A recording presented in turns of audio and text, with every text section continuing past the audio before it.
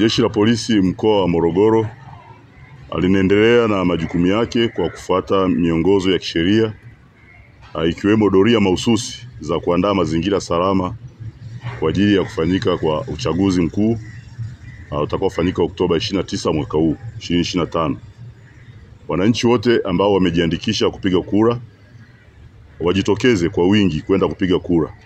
Jeshi la Polisi mkoa wa Morogoro linawahakikishia kuwa usalama upo wa kutosha na vyombo vyote vya ulinzi na usalama vimejiandaa vizuri kukabiliana na yeyote ambaye atathubutu kufanya vitendo vyovyote vya uvunjifu wa amani.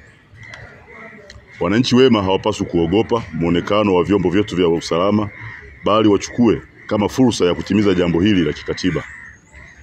Mambo yanayozuiliwa ni pamoja na uhamasishaji wa maandamano, uhujumu wa miundombinu ya uchaguzi, uhujumu wa miundombinu mbalimbali, ufungaji wa barabara, kujeruhi au ghasia ya aina yoyote au uhalifu wa aina yoyote ambao utasababisha uvunjifu wa amani au ambao utatafasiriwa kuwa ni jaribio la kuvunja au kuvuruga amani.